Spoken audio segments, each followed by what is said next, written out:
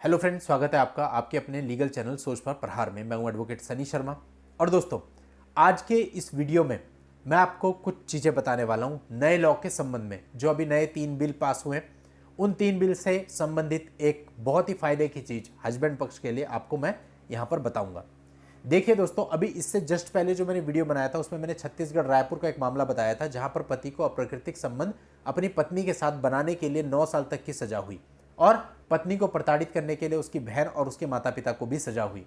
अब देखिए दोस्तों, ये जो नए कानून है यहाँ पर काफ़ी सारे बदलाव हुए हैं। अब हम स्पेसिफिक बात करते हैं अप्राकृतिक संबंध बनाने पर। अप्राकृतिक संबंध बनाना, देखिए, एक कमरे के भीतर की बात है। अब एक कमरे के भीतर पति और पत्नी की फैंटेसी क्या कहती है आप कुछ नहीं कह सकते। वो आपस में क्या करते हैं, आपसी रजामंदी से करते हैं या एक पार्टी दूसरी पर फोर्स करके वो काम कर रही है, आप कुछ नहीं कह सकते। तो ऐसे में मिसयूज की संभावना बहुत बढ़ जाती है। फॉर एग्जाम्पल, जिस चीज को हम अप्राकृतिक संबंध कह रहे हैं, यह भी हो सकता है कि वो अप्राकृतिक संबंध दोनों पक्षों की रजामंदी से बने, लेकिन बाद में जब आपस में विवाद हो गए तो पत्नी ने कह दिया कि इसने फोर्सफुली संबंध बनाए थे। संबंध बनाना साबित है, ऐसे में पति फंस जाएगा। तो दोस्तों, ये भी चीज हो सकती है। तो अब जो नए कानून आए हैं, इसमें बहुत बड़ा बदलाव आया है। यह बदलाव आपको बहुत बड़ी हैरेसमेंट से बचा सकता है।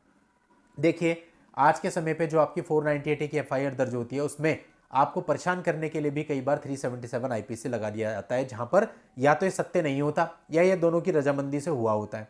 और अधिकतर मामलों में इन्वेस्टिगेशन के दौरान ही 377 आईपीसी भी हट जाता है, लेकिन उसे हटाने तक पति और उसके घर वालों को एड़ी चोटी का दम लगाना पड़ जाता है, बहुत हैरेस्ट होना पड़ जाता है और कई बार जहां नहीं हटता बेल तक लेनी मुश्किल हो जाती है।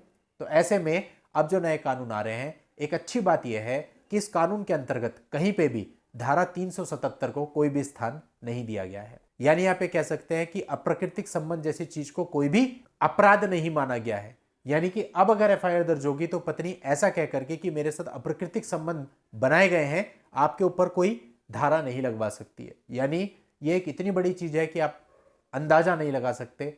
आपके ऊपर यदि अप्राकृतिक संबंध वाली धारा नहीं लगेगी तो आपकी एफआईआर बिल्कुल सिंपल रह जाएगी।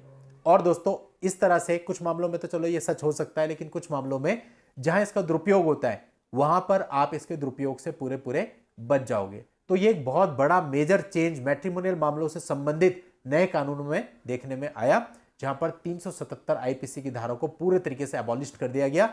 नहीं है अब ये 377 आईपीसी क्राइम की कैटेगरी में नहीं है, इसके लिए आपको कोई सजा नहीं हो सकती, आपकी एफआईआर में इसके लिए कोई धारा नहीं लग सकती। यानी कि अभी जो 377 का मिसयूज होता था, इससे आप पूरे तरीके से फ्री हो।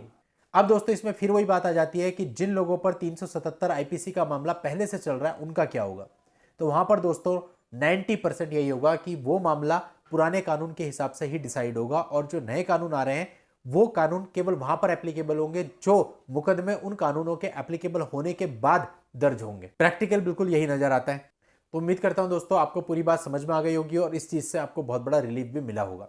आज के इस वीडियो में इतना ही। नेक्स्ट वीडियो में नई जानकारी के साथ मैं आपसे फिर मिलता हूं। तब तक के लिए goodbye and thank you for watching. Take care.